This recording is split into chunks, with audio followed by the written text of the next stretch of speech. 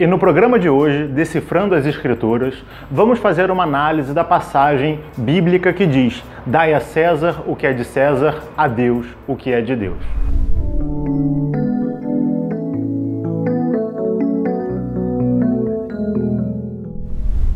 Essa talvez seja uma das passagens mais famosas do Evangelho, mais famosas de Jesus. A gente consegue tirar muitos ensinamentos dela. É óbvio que a gente não vai contar aqui toda a história, toda a passagem, porque a gente acabaria perdendo muito tempo, mas caso você queira conhecer, relembrar ou estudar pela primeira vez, a gente tem a referência aqui embaixo do vídeo, você pode ir lá na descrição e ler com calma para poder entender cada detalhe. Aproveita e se inscreve no canal, já dá o seu like, né? Exatamente, compartilha para outras pessoas também, para elas poderem receber esse vídeo e poderem compartilhar com a gente aqui também conhecimento, enfim, informações.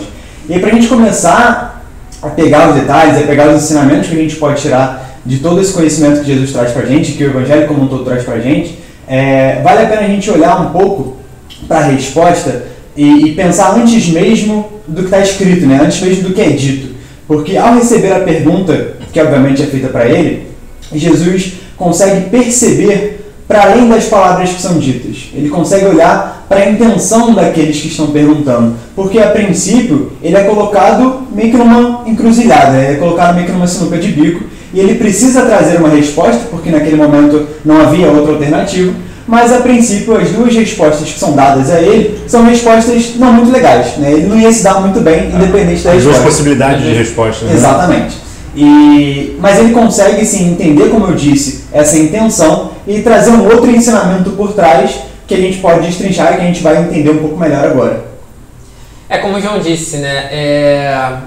Muitas pessoas não pegam essa parte da parábola, né? Não pegam essa parte que talvez de fato não seja nem tão presente, né? Mas que é um desdobramento interessante e que a gente fala bastante aqui nos nossos vídeos, a gente fala bastante também nos nossos grupos de estudo. Caso você queira conhecer um pouco mais, entra no site catarse.me/pedra de afiar, que lá você pode conhecer um pouco mais sobre a gente, nossos grupos de estudos, e também ajudar a gente com alguma quantia, caso você possa. Essa questão que a gente debate muito é justamente a ideia de que quando nós estamos dialogando com alguém, seja respondendo uma pergunta que a pessoa está falando, ou simplesmente interagindo com o que ela está dizendo, a gente tem que enxergar para além das palavras, né? Ou seja, a gente tem que enxergar para além das aparências, porque não necessariamente aquela palavra que está sendo dita para aquela pessoa naquele momento, naquele contexto, tem um significado que você entende daquela palavra. Então, muitas das vezes, como o João disse, a gente se preocupa em responder a literalidade da coisa. Então, para quem eu tenho que dar essa moeda, né? Tipo,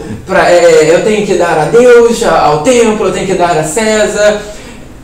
E aí a gente acaba se perdendo do tipo, não, né? É um ou outro. Mas na verdade você tem que entender, como o João disse, qual é a intenção por trás daquilo. A intenção por trás daquilo é muito mais o cerne da coisa do que a literalidade em si. E Jesus justamente ele não responde à literalidade, ele não responde à pergunta que lhe é feita de forma literal, mas sim a pergunta que lhe é feita na sua essência, no seu cerne. Até porque pergunta literal, ele quer saber se eles deveriam pagar imposto. Exatamente. Né? Exatamente. Só que não era isso que eles estavam perguntando para Jesus de verdade. Se Jesus não fosse um cara sagaz, né, ele ia responder a pergunta literal. E aí ele entra de fato na resposta, que é a nossa passagem desse vídeo de hoje. E quando Jesus fala, dai a César o que é de César e a Deus o que é de Deus, a primeira coisa que ele está chamando a atenção para a gente é que existe uma dualidade, né? Ou seja, existe aquilo que é de César e existe aquilo que é de Deus.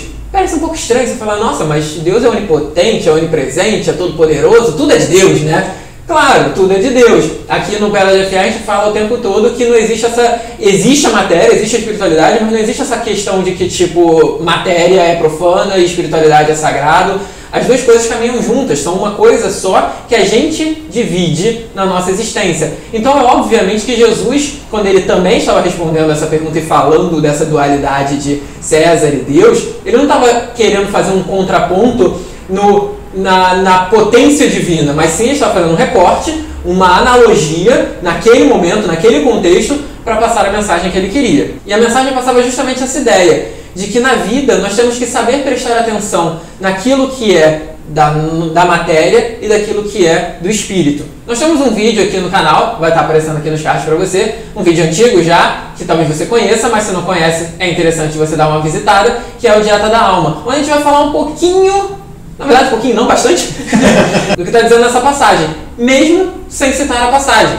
Que é justamente da necessidade de cada elemento nosso, né? A necessidade da nossa mente, a necessidade das nossas emoções, a necessidade do nosso corpo físico.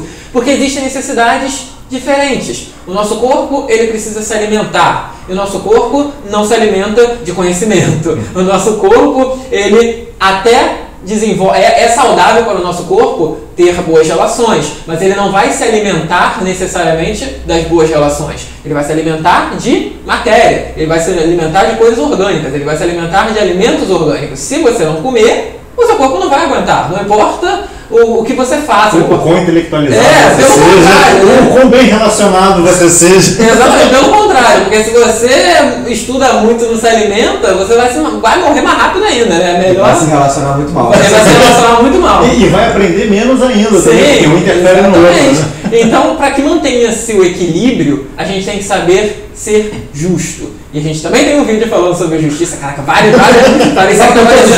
Isso aqui tá parecendo até EAD, tá ligado? Quando você tá vendo um vídeo, você tem que assistir outros 15.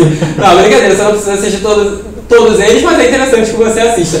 Que é justamente a ideia de justiça, que justiça é dar a cada qual aquilo que lhe cabe. Só que para eu dar pro Paulo e pro João aquilo que lhe cabe, eu tenho que conhecer Paulo e João. Porque se eu não conhecê-los, eu não posso dar a eles aquilo que lhes cabe. E na vida é a mesma coisa. Pra gente saber o que é de César e o que é de Deus, primeiro a gente tem que prestar atenção e saber separar aquilo que é da matéria e aquilo que é do espírito. Aquilo que é da forma e aquilo que é da essência.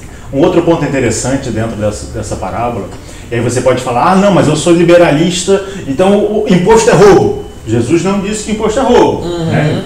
Jesus disse, dai a César o que é de César, a Deus o que é de Deus. Vamos deixar de lado a ideia do imposto em si, mas uma passagem que pouca gente pega um ensinamento que pouca gente pega dentro dessa passagem, que é a ideia de que a religião e o Estado são coisas separadas. A César, ele organiza a sociedade. Deus, ele organiza as coisas sagradas. Então, aquilo que você vai agir na sociedade não deve ser pautado em desígnios divinos. Você deve se comportar de maneira sagrada. Se você tem essa conexão vertical com a divindade, você deve se colocar na sociedade de maneira sagrada.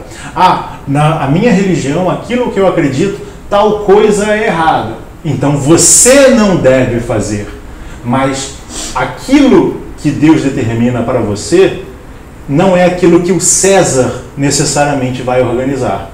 Até porque, se a gente for parar para pensar nessa questão de entendimento daquilo que é sagrado, cada um entende o sagrado de uma forma muito única. Se todo mundo entendesse o sagrado da mesma forma, teria uma única religião, ou melhor, não existiriam religiões, porque todos nós estaríamos praticando o sagrado constantemente. Então não haveria necessidade do César. Mas como cada um tem um entendimento diferente sobre cada passagem, sobre cada situação, algumas pessoas veem uma passagem evangélica e analisam um ponto, outras vão analisar 2 pontos, outras vão analisar 3 pontos, porque elas possuem uma série de camadas, como a gente está mostrando nessa única frase. Como a gente está fazendo aqui, né? Porque existem provavelmente vários outros vídeos no YouTube falando sobre esse mesmo tema, mas vão falar coisas diferentes, vão analisar de forma diferente. Exatamente. Então você deve entender que, como o Patrick falou, você não deve deixar de viver a sua espiritualidade. Se a sua espiritualidade diz não matarás, legal, você não deve matar. Mas eu vivo numa sociedade onde as pessoas matam. Beleza, você não mata e você deve estimular que as pessoas não matem. Bom, legal. Mas se você estimula que as pessoas matem, e a sua passagem evangélica está dizendo não matarás, você está saindo dessa conexão com o sagrado. E você não está mais vivendo aquilo que é de Deus. Você está vivendo única e exclusivamente aquilo que é de César. Nós somos seres duais, como o Patrick falou. Nós temos essas duas faces da moeda. Nós temos o César e nós temos o Deus. Nós devemos saber alimentar as duas coisas sem que elas necessariamente interfiram. Então, quando você vai viver as coisas da matéria, o exemplo que o Patrick deu de se alimentar, você pode utilizar aquele alimento de uma maneira sagrada. Você vai comer coisas que você entende que são sagradas, de maneira que vão te glorificar. Você vai se transformar em algo melhor. Ponto. Mas você está dando a César o que é de César, com pitadinhas de Deus. E quando você tem que tirar também o tempo para dar a Deus o que é de Deus. Então, por mais que você coma de maneira sagrada, que você estude de maneira sagrada, você tem o seu tempo para as suas práticas sagradas. E quando você faz essas práticas sagradas, você está dando a Deus, mas você está fazendo, ou seja, você está trabalhando na matéria. Então tem pitadinhas de César ali nas suas práticas também. Então, no fim das contas, é importante que a gente reforce a ideia de que a separatividade, por mais que às vezes seja importante pela didática, quando ela está presente no dia a dia, quando ela está presente na nossa vida, ela geralmente causa coisas ruins. Ela realmente, de fato, traz problemas. Então, vale sempre lembrar, quando a gente quer viver a nossa espiritualidade, a gente, obviamente, tem que trazer isso para a nossa vida, mas a gente tem que trazer de uma maneira em que a gente permita que as pessoas também vivam a espiritualidade delas. Quando a gente está no mundo, quando a gente está, né, no César, a gente precisa fazer com que, obviamente, aquilo que é de Deus esteja presente ali, mas, principalmente, a gente precisa lembrar que Jesus, por exemplo, e vários outros mestres em suas passagens, eles sempre permitiam que as pessoas vivessem da maneira que eles achavam melhor. É óbvio que existem restrições, é óbvio que existem uma série de coisas que a gente não deve fazer no dia a dia justamente para não causar mal aos outros, mas é importante que a gente aprenda a conjugar essas duas coisas para não trazer a nossa verdade e impor a nossa verdade aos outros. É importante lembrarmos, já como o Paulo disse, o João também, as religiões, cada um tem a sua forma de interpretar o sagrado, por isso que não dá para a gente colocar o sagrado na hora de organizar o Estado. Até porque o sagrado é essência, não forma. Né? Exatamente. Isso não significa que a gente esteja dizendo que os valores religiosos, os valores sagrados, eles são subjetivos. Não, eles são valores humanos, eles são valores universais. A nossa interpretação deles é que é subjetiva. Mas, de qualquer maneira, como o exemplo que o Paulo falou, né? Se eu sou contra matar, eu não vou matar. E eu até posso propagar o não matarás na sociedade, mas eu não posso fazer isso do ponto de vista religioso. Eu não posso virar para o João e falar: João, você não pode matar porque Deus não quer. Não, eu tenho que mostrar para o João, socialmente falando, por que aquilo não é legal, por que aquilo não funciona, socialmente falando, e não porque existe uma entidade superior que falou que aquilo ali é errado, porque essa entidade superior, eu a reconheço, mas o João pode não a reconhecer, ou pode não reconhecer da mesma forma que eu.